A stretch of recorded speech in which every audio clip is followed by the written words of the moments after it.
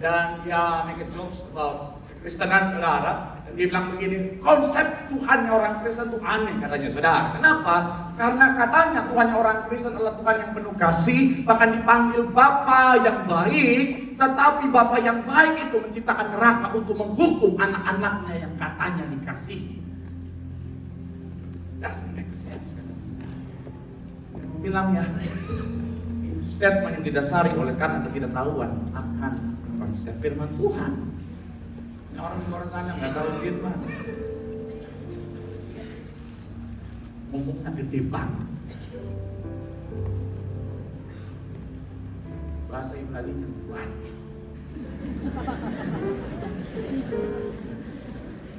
Ini ada, kalau suka lihat di TikTok suka muncul tuh. Banyak orang nggak tahu firman, ngomongnya Tuhan nggak pernah menciptakan buat neraka buat saudara dan saya. Tuhan nggak pernah ciptakan neraka buat anak-anaknya. Neraka untuk iblis dan para malaikat itu siapa? Yang ikut si Lucifer ketika dibuang. Karena mereka terpesona dengan kemuliaan Lucifer, makanya mereka ngikut. Jadi bukan buat saudara dan saya. Pak Pendeta, terus siapa dong orang-orang terkutuk yang disebutkan di situ, Pak Pendeta, yang ikut juga masuk ke neraka? Mereka yang ikut iblis. Analoginya begini. Saudara bangun septic di rumah. Kalau bangun septic di rumah, septic buat apa? Buat taruh ya, penampungan apa? Ya, kotoran dan lele kan. Shalom pecinta lele lover. Sama dirimu ya, bilang sama dia ya. Kalau dia ajak, ayo bro kita dugem-dugem bro dunia malam, langsung bilang sama dia, salah orang, kamu salah orang. Ingat ini ya. Pendeta saudara yang kasih tahu. Pokoknya kalau ada yang ngajak-ngajak anak-anak salah orang, gitu. Gunakanlah lampu dengan tepat, saudara. Iya kan? Tapi ya, kalau saudara perhatikan, dia bicara tentang pergaulan kan. Pergaulan yang buruk saja itu bisa berdampak buruk dalam kehidupan setiap kita. Apalagi pasangan yang buruk.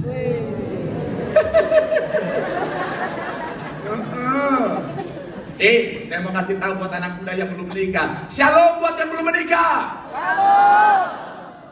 Ingat baik. Menikah dengan orang yang salah sama seperti masuk neraka sebelum mati. Betul para orang tua? Betul. Mereka sudah jadi korbannya. Salah jawab. Aku salah jawab. Dia mau bilang, saudara, hati-hati saudara. Aduh, zaman sekarang sih saudara bilang buat para wanita yang belum menikah. Shalom para wanita yang belum menikah. Laki-laki zaman sekarang pintar manipulasi. Iya, dia bisa datang dan berkata, fisik bisa diubah, materi bisa dicari. Yang tulus hati tidak datang 2 kali. Malawi, apa sih?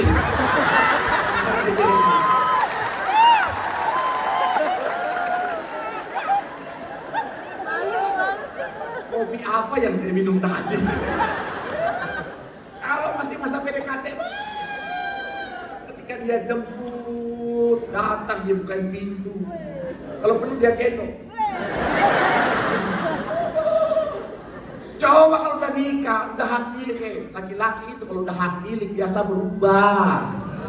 Betul para ibu-ibu? Banyak korban di sini. Kalau udah nikah, udah hak milik mah nggak ada. Kalau masih pacaran kan naik motor aja itu yang tempat kakinya dia bukain. Sepanjang jalan berhenti lampu merah, lutut ya.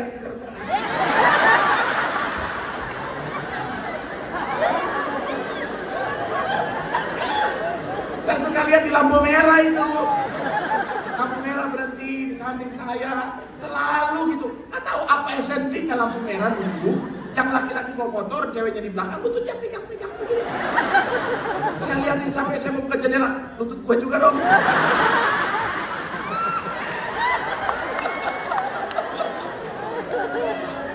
Coba kan saya takut yang di motor masing-masing bilang salah orang.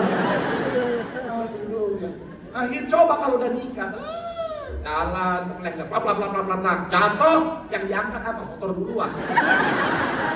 Istri udah di belakang, hei papa tolong.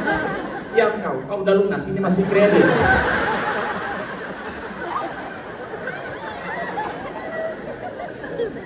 Ada yang ketawa sambil. Udah 2 tahun aku duduk di lampu, Pak Pendeta. Bukan cuma buat para wanita, para pria juga. Shalom para pria yang belum menikah. Hati-hati juga. Banyak wanita waktu masih pacaran kalem-kalem. Ketawa aja. Pas udah nikah. Betul.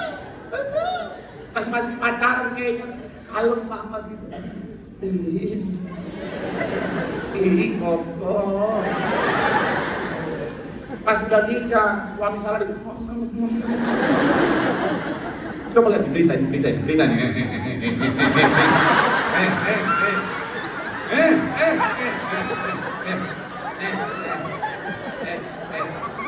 Kalau saudara yang lihat foto ini bukan before after ya, bukan ya. Itu yang dibulatin itu suaminya jadi korban KDRT. Bayangin saudara, zaman sekarang banyak wanita-wanita seakan-akan kalem, sebenarnya atlet MMA loh saudara. Hati-hati. Dan pastikan kau melihat mereka sebelum menikah itu para pria, ingat ya. Pastikan kau lihat mereka itu sebelum menikah itu adalah tanpa make up. Karena make up zaman sekarang itu jahat. Saya pernah lihat di TikTok kemarin saudara, oma 60 tahun jadi kelihatan kayak ABG lagi saudara. Pas di make up wajah ditarik sana tarik sini kencang lagi loh saudara. Saudara bisa bayangkan udah nikah, setelah malam pertama lewat pas bangun pagi saudara, kau buka mata di depan kamu. Aduh, oma belum pakai gigi palsu, oma lo darah Yesus. Kalau udah nikah kan nggak bisa putar balik.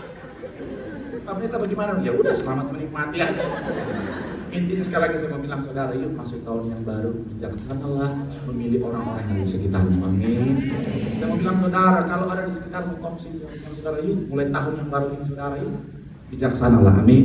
Jaga jarak aman saudara. Gak semua orang harus masuk terlalu dekat denganmu. Amin.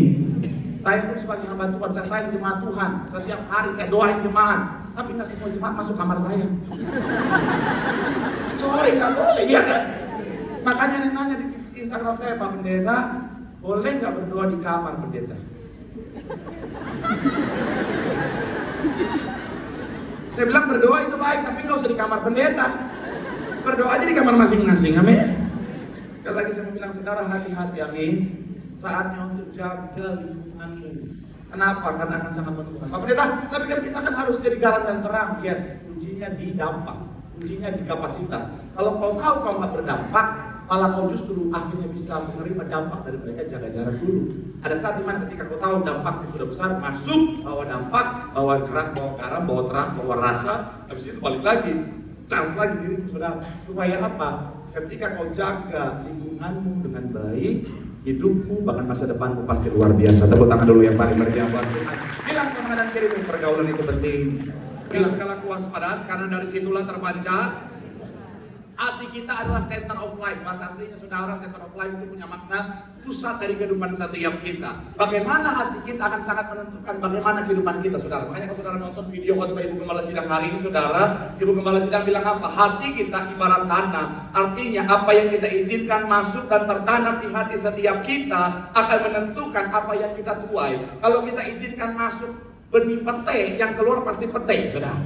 Iya kan? Kalau kita izinkan dia masuk benih bicara tentang kelapa, yang keluar pasti kelapa. Nggak mungkin saudara yang kita masukkan itu benih pete, yang keluar apel. Nggak mungkin saudara. Nah, begitupun dalam kehidupan setiap kita, apa yang masuk dalam hati kita itu akan sangat menentukan. Makanya hati-hati saudara. Saya analogikan hati kita seperti kotak ini saudara. Misalnya hati kita seperti kotak ini saudara, tugas kita adalah menjaga. Sama-sama bilang sama, saya menjaga.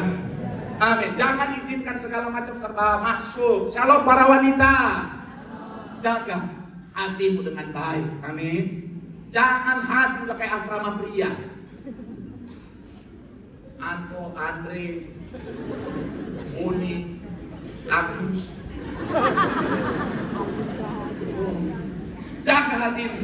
Jangan izinkan hal-hal yang buruk masuk. Segala macam yang buruk jaga. Yang baik aja yang masuk. Apa firman Tuhan? Yang positif. Kalau tidak, tutup, jaga hati. Tapi ya, namanya iblis itu kan licik, saudara. Ya kan? Iblis boleh masuk. Kadang-kadang kita udah jaga dengan baik ya. Tapi namanya iblis kan itu ya licik-licik, saudara. Kita udah jaga dengan baik, ada aja caranya dia cari celah ketika kita lemah, saudara. Ketika kita nggak waspada, ya, iblis. Iblis amatin.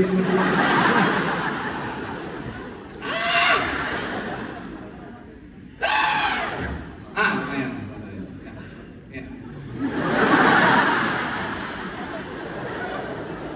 Ya, ketika kita udah berusaha, tetapi tetap aja ada yang masuk, saudara. Nah, saya mau bilang saudara, makanya dalam kondisi ini Alkitab mencatat jagal. Jagal di sini saudara bahasa aslinya adalah natsar. Tahu natsar yang ada nanasnya itu? Bukan, kalau nastar mah seperti mati lampu. Receh banget semuanya. Kata jagal di sini bahasa aslinya adalah natsar, saudara, punya makna keep watch. Itu artinya apa? Selalu dilihat, selalu diperhatikan, selalu dipantau, saudara. Jadi hati kita ini, saudara, harus selalu kita lihat, harus selalu kita pantau, harus selalu kita perhatikan. Supaya apa? Supaya ketika ada hal-hal yang gak kita sadari, yang buruk ternyata sudah masuk dalam hati setiap kita, langsung kita ambil dan kita buang. Karena ketika misalnya begini, saudara, rasa menginginkan barang atau hal yang dimiliki oleh orang lain, kalau kita lihat langsung kita ambil, kita buang, nggak akan jadi iri hati, saudara. Ketika rasa kebanggaan akan diri sendiri, kita langsung ambil, kita buang, tidak akan jadi kesombongan dalam hidup kita.